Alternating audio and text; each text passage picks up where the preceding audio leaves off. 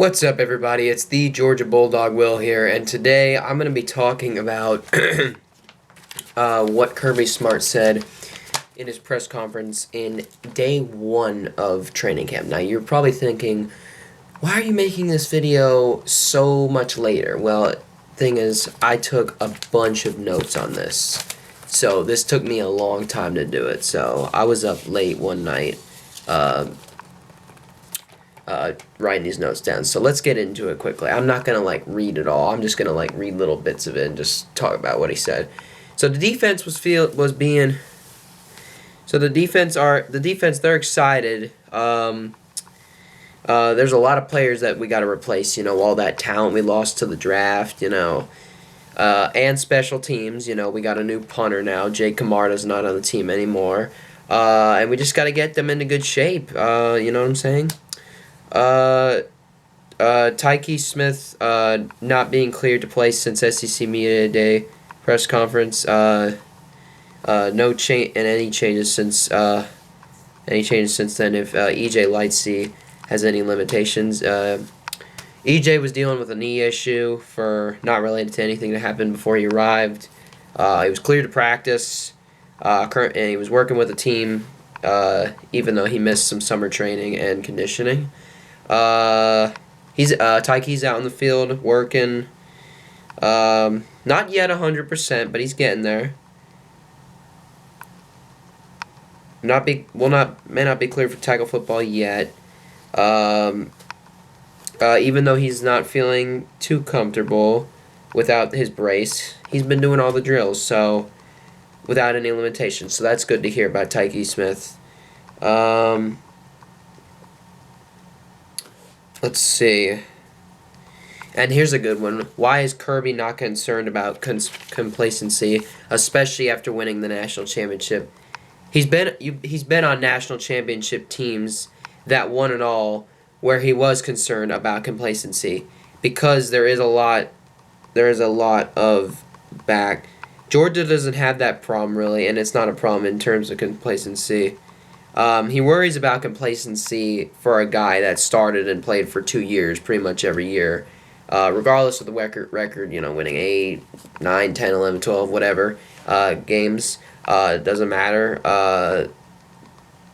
The guy being comfortable that has started multiple years and can he grow is what matters. That's basically what matters. So complacency he's not worried. He's not worried at all. Not worried at all. Even though we won the national championship, but you know what? It's whatever. What was his next thing? What his defensive backs brings to his class. This is a good one.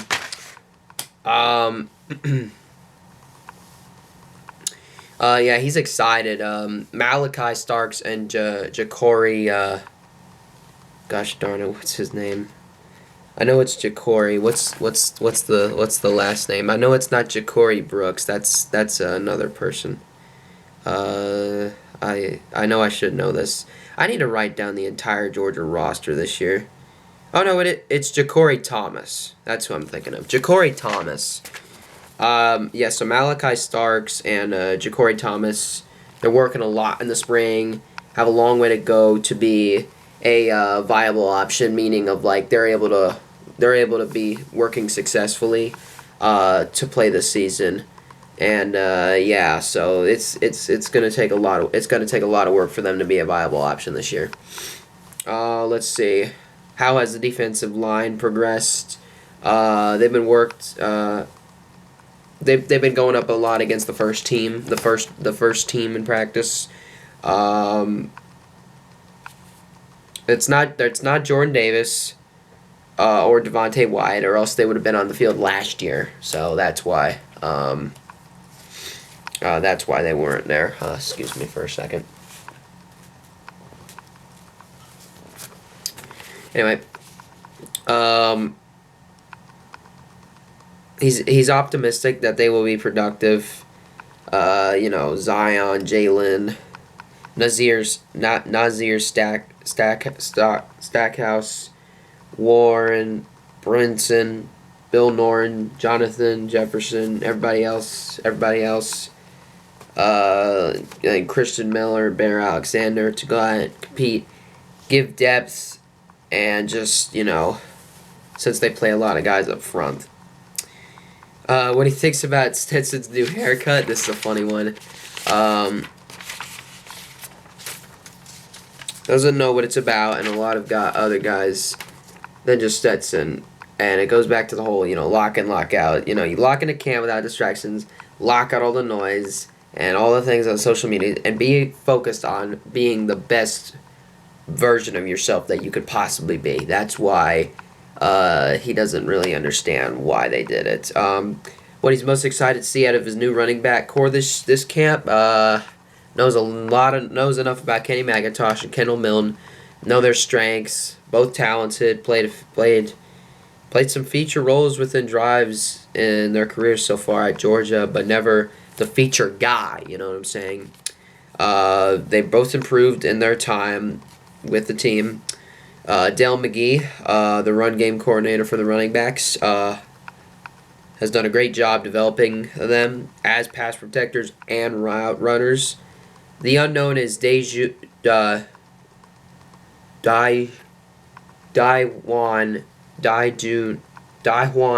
Edwards, whatever his name is, who got in a lot of games and has done a great job. He'll play a larger role this year, and finding out the two freshmen, Branson Robinson and Andrew Paul, have got to help us from a depth standpoint. What's the next? I was excited to see what they can do.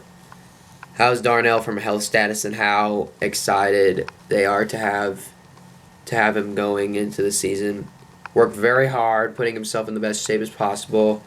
Got injured, which was probably over spring break, heading into spring practice. Thought he was in the best shape he had been in since getting out there. Both body fat composition, body weight, conditioning, all that stuff. And he looks forward, and as they're looking forward to the spring, he re-injures his foot, and from there couldn't run, couldn't train the same, couldn't do the same things as before. But he's got a purpose. He's practicing to be driven. Kirby's excited to see what he can do. It's important to get him in good physical conditioning shape to be able to go during this training camp. How Kirby feels about the depth he has at both tackle spots. Feels great about the depth of tackle. Would be more concerned about guard than tackle. They have two guys that have played winning football consistently. Two young guys they feel good about. Have to figure out who the best guards are and what the depth is for the guards. Feels really good about the tackles though. So guard is the main focus on who's the best guard. So tackle he's fine with. This is kind of like what Saban said about a rebuilding year at Alabama. What does a real rebuilding year look like at Georgia? You don't look a rebuilding year in the front of it, but you could look at it in retrospect, meaning what has happened in the past. When that would say that going into the season, doesn't know exactly what it looks like here. He just doesn't really know what it looks like here because what's happened in the past, all the success in the past few years. He doesn't know what a rebuilding year looks like at Georgia, so we'll find that out sometime. He's planning to face off against Dan Lanning. It's the last thing he's worried about. There's so much more they have to worry about before facing Dan Lanning. There's so much more to worry about than before facing Dan Lanning. Update on Tate Ratledge and the inside linebackers. Tate's done a great job working on his conditioning. Ryan Davis feels like he's in a position where what they did in summer training would have been tougher on him coming off the injury than actual football practice. Strain and effort to push off in double teams as they put on pads may increase the toughness of that, but he's in a good spot. Has been rotating in with first and second group. It's a matter of coming back when you haven't passed off a twist or passed off stunt. Feels good about where he is in his toughness. inside linebacker wise. He's excited about the guys at inside linebacker. Even excited about him last year, and they didn't get that opportunity to show them because of the 3 inside linebackers they had. But Smale Mondon Jr. is just about as good an athlete as he's seen. Just in general, man, his toughness, physicality. He's gonna be a good athlete. How's Brett Thorson filled in the role of Jake Camarda, and is Noah Jones battling him for that spot? Yeah, they're basically just gonna battle it out. They were out during the summer when they were out practicing on their own over the summer to see who's gonna have that punting role. It's either gonna be Brett Thorson or Noah Jones. So we'll see. It's gonna be a battle. They're gonna have to fight. They're gonna fight for that spot, and we'll see who gets it.